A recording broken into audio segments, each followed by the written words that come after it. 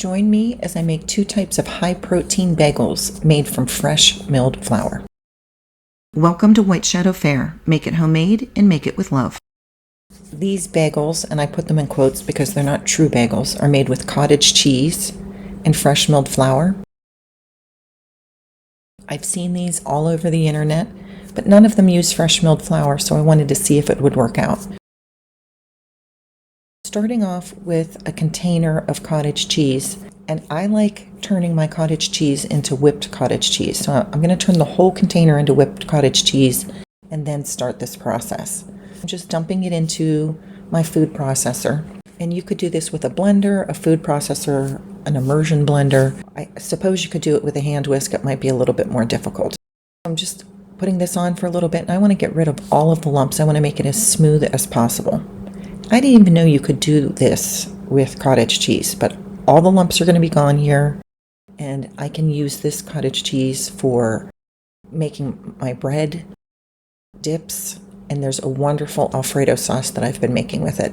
Just delicious, and it's so easy to do. So now that it's turned into our whipped cottage cheese, we can start our bagels. I'm just getting everything into that container so that I can start my measurements here. If you haven't done so, please subscribe to my channel and give this video a like. If you don't like cottage cheese, this recipe is for you because you won't even be able to taste it. I've been on a quest to improve my protein content. I'm starting off by milling some hard wheat. Both the cottage cheese and the fresh milled flour help increase the protein, and you will need about 1 cup. And I'm adding this to the food processor because it was already dirty. Normally I would make this by hand in a bowl. Then you need 1 cup of whipped cottage cheese, so an equal amount of cottage cheese to an equal amount of fresh milled flour, and 2.5 teaspoons of baking powder. Be sure to add 1/4 teaspoon of salt. And I can see that it's kind of wet. I'm going to keep stirring it, and in my food processor, just like in a mixing bowl, I want it to clear the sides, but there's some on the bottom, so I'm adding 1 tablespoon at a time of extra fresh milled flour. Anytime that you are baking breads, even with my pretend bagels here, you are better off taking something wet and slowly adding in more dry ingredients than getting it too dry and having to add in the wet ingredients. So we're going to add a bit of flour to our surface here, and I'm just going to form this into a ball, and it's still quite sticky, but I'll get more flour added to get it to the right consistency. So it does need to feel just like regular bread dough. You don't want it sticking all over your hands. I'm just giving this a quick little knead to make sure that it is the right consistency. And here you can see it's not really sticking to my hands anymore, so I'm going to clean up the rest of that flour with my dough. And then I'm going to let this sit and rest for about 20 minutes. I added just a little bit more flour on top of my dough. I'm going to get my oven preheated while it's sitting and resting for that 20 minutes. It's going to preheat to 375 degrees Fahrenheit. At the end of that, I'm going to beat an egg because I want to add an egg wash to the top of these. And that egg wash is going to provide a couple of things, but the most important thing is I am going to put some toppings on my bagels. Before I can go ahead and do any of that and use the egg wash, I need to divide these. Now, I'm a little persnickety. I do like everything to be exactly right, especially since I am counting my protein content. I want them to be all equal, so that's why I'm dividing them with a scale. You could just eyeball it. It's not a big deal either way. I'm just turning these into dough balls, and then I'm going to poke a hole in them and make them look like a bagel. I have made these several times. They come out very well. Using fresh milled flour makes them so much healthier. And I'm adding just a little bit more of the flour because they still seemed a little bit sticky, and I do not want to waste any of that dough. So as I poked my hole through, make sure that you make your hole big enough. You will see on these, I did not make the hole big enough. They kind of bake together. Clearly, I'm a slow learner as I've made these several times. Keep in mind, these will not going to taste exactly like a bagel. It has a bit of a biscuit taste. It gives you the idea or the impression of a bagel, with the benefit of extra protein and fiber. I'm putting my egg wash on. I am going to put some toppings on this one. I haven't had them plain. I don't think that they would taste all that great plain. But I mean, with a little bit of butter and jelly, I think they would taste fantastic anyway. These are certainly much quicker to make than a real bagel. As with all things made with fresh milled flour, you're getting so many extra nutrients and fiber. So I'm putting some everything bagel seasoning on top of them, which gives just such a great flavor. And these made great sandwiches. That's what I was using them for, breakfast sandwiches with an egg and a piece of sausage to get myself some even more protein. In the oven they went for about 25 minutes, and you can see when they came out, that hole is gone. I gave it a good try. Every time I've made these, I've had a similar problem. I'm just afraid to make the hole in the middle too big, but I'll get there. These taste great toasted, and with the addition of cream cheese, they are fantastic.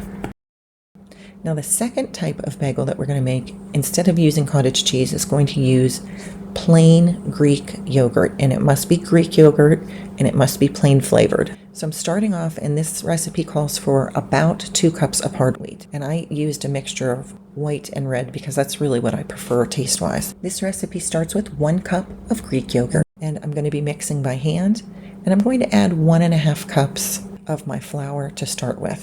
Do not add all of the flour at the beginning. You need 1/2 teaspoon of salt,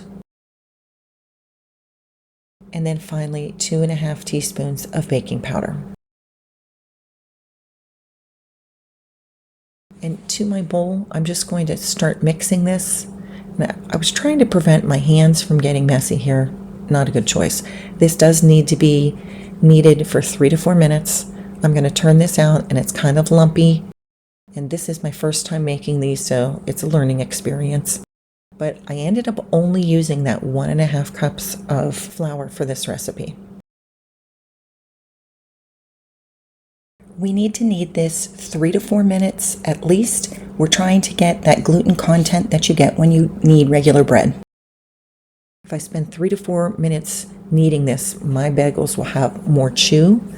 And it really did make a difference in these, and I think I'll be trying that with the cottage cheese bagels the next time I make them as well.